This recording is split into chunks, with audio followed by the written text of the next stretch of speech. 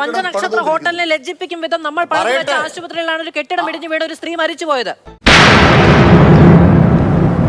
അവിടെ 1, 2, 3, 4, 5, 6, 7, 8, 9, 10 ഈ പറയുന്ന ശുചിമുറികൾ ഉണ്ടായിരിക്കാം. അത്ര പെട്ടെന്ന് മനസ്സിലാക്കിയെടുക്കാനുള്ള ബുദ്ധി അതിനുണ്ടോ? അത് സ്ത്രീ മരിച്ചു പോയതിന് പിന്നാലെ ഇനി ഉമ്മൻചാണ്ടി കുറ്റം പറയുന്നത് പര്യാപ്തമാണോ? നീ അപ്പൊ അങ്ങനെ ചെയ്തത് നന്നായി. തീപിടുത്തം ഉണ്ടായി കഴിഞ്ഞ ഒരു മാസം മുമ്പാണ് ഉണ്ടായത്. അതും മുൻകാല സർക്കാരിന്റെ ഇതിലാണ്.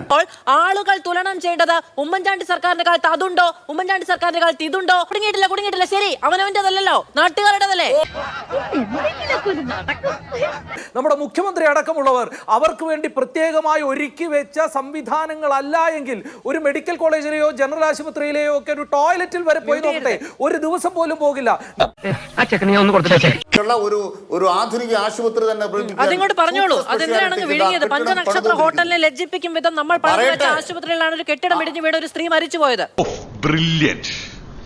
ഈ നിലയ്ക്കാണെങ്കിൽ ഈ മൂന്നാമത്തെ തവണയും നിങ്ങളെ അധികാരത്തിൽ ഒരു ജനത ഏറ്റുകയാണെങ്കിൽ അത് കഴിഞ്ഞാലും പറയുമോ 15 വർഷം മുമ്പ് ഉമ്മൻചാണ്ടിയല്ലേ ഭരിച്ചതെന്ന്? ഒന്ന് കേറാൻ തന്നെ ഞാൻ തീരുമാനിച്ചു. അല്ല, പറ്റില്ല. ഇനി പറയാൻ പറ്റില്ല. മറ്റുള്ളവരോട് കാണാൻ വന്നിരിക്കുന്നല്ല. അതിന് നമ്മൾ തുടങ്ങിയില്ലല്ലോ. വിചാരിച്ചിട്ടാണോ ഇന്ന് അവരുടെ സംസ്കാര ചടങ്ങുകളിൽ കേരളത്തിൽ നിന്ന് ഒരു മന്ത്രിയും പങ്കെടുക്കാതിരുന്നത്? ഞാൻ അങ്ങോട്ട് വരാം. അയ്യോ, ചാനലുകാരുടെ ഇന്നത്തെ അത്താഴം ഞാനായിരിക്കുമോ കർത്താവേ? പറയാം, ഞാൻ പറയുന്നൊന്ന് പിടിച്ചോ. ഇത് പറഞ്ഞു അങ്ങോട്ട് പിടിച്ചോ. പറയുന്നതൊന്ന് പ്രവർത്തിക്കുന്ന വേറെ. സർക്കാർ ആശുപത്രികളൊക്കെ അടച്ചുപൂട്ടിയാൽ കേരളം നന്നാകും. സർക്കാർ സ്കൂളുകളൊക്കെ അടച്ചുപൂട്ടിയാൽ കേരളം നന്നാകും. ഇവിടുത്തെ പെൻഷൻകാരൊക്കെ ചത്തു മലച്ചു പോയാൽ കേരളം നന്നാകും. അത് വരട്ട് തത്വമാണ്. സഹജീവികളെ, തൊഴിലാളി വർഗത്തെ സ്നേഹിക്കാൻ ശീലിക്കുക. അങ്ങ് ആവർത്തിച്ച് പറയുന്ന അത് മാത്രമാണ്. ഉമ്മൻചാണ്ടി എന്ത് കൊടുത്തു, ഞങ്ങൾ എന്ത് കൊടുത്തു എന്നുള്ളത്. ഇത്തരത്തിലുള്ള പ്രശ്നങ്ങൾ ഉണ്ടാകുമ്പോൾ അതിൽ ഉത്തരവാദിത്തം ഏറ്റെടുക്കാതിരിക്കാൻ അല്ലെങ്കിൽ അതേ രീതി തുടരാൻ വേണ്ടിയിട്ടാണോ നിങ്ങൾ അധികാരത്തിൽ വന്നത്?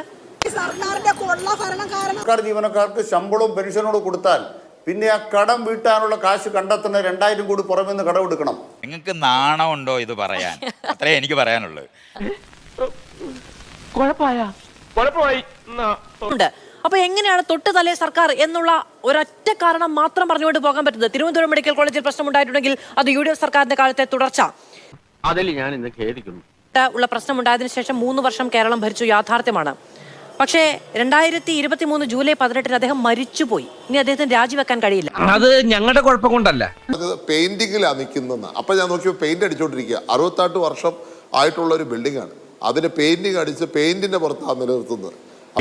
സത്യമാണെങ്കിലും എനിക്ക് അംഗീകരിച്ചു കൊടുക്കാൻ പറ്റും. ഒരൗദാര്യമല്ല. ഞാൻ പറയട്ടെ, ഉമ്മൻചാണ്ടി സർക്കാരിന്റെ കാലത്ത് കിബി ഉണ്ടോ?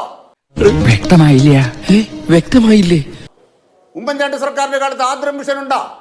ഉമ്മൻചാണ്ടി സർക്കാരിന്റെ കാലത്ത് പൊതുവിദ്യാഭ്യാസ സംരക്ഷണ യജ്ഞം ഉണ്ടോ? വേണം, അത് വേണം. അതില്ലാതെ പറ്റുകയല്ല.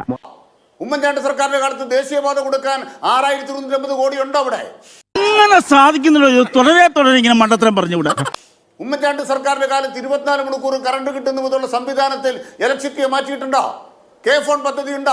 ഈ അറിവ് എവിടുന്ന് കിട്ടി? പത്രത്തിൽ നിന്ന് അടിച്ചു മാറ്റിയതാ. ഉണ്ടോ എന്ന് മനുഷ്യൻ പോട്ടെ, ഒരു നായക്കുട്ടിയെങ്കിലും പെട്ടിട്ടുണ്ടോ എന്നാണ് ഒരു ആധുനിക സമൂഹം നോക്കുക. അത് നോക്കാൻ പോലുമുള്ള പ്രാഥമികമായ അഡ്മിനിസ്ട്രേറ്റീവ് പ്രൊപ്രൈറ്റി അവർക്ക് ഇല്ല എന്നുണ്ടെങ്കിൽ അതിനർത്ഥം സാധാരണ മനുഷ്യരുടെ ജീവനോട് അവർക്ക് വിലയില്ല എന്നുള്ളതാണ്. അയ്യോ, അതിപ്പോ പുതിയതൊന്നും അല്ലല്ലോ. താങ്കളുടെ വീട്ടിൽ നിന്നുള്ള കാശാണെങ്കിലാണ് എന്നെ കാണിക്കേണ്ടത്. സർക്കാരിന്റെ കാശ് എടുത്തിട്ട് ചെയ്യുന്ന കാര്യത്തിന് എന്താ അത്ര വിളിച്ചു പറയാനുള്ളത്? എന്തിനാണ് വഴി കൂടെ പോണ വയ്യാവലിയായിരുന്നു വാങ്ങണത്? അനിൽകുമാർ വരണ്ട. അനിൽകുമാർ ചർച്ചയിലില്ലെങ്കിൽ ആർക്കാ ബുദ്ധിമുട്ട്? നിങ്ങൾ എല്ലാവരും അഭിപ്രായമുള്ളവർ മുന്നും പിന്നും നോക്കാതെ ചാടി പുറപ്പെട്ട ഇങ്ങനെ ഇരിക്കും. ചർച്ചയിൽ ഇത്തരക്കാരും അത്തരക്കാരും ഇല്ല. ഇവിടെ അങ്ങനെ ഇത്തരക്കാരും അത്തരക്കാരും ഇല്ല.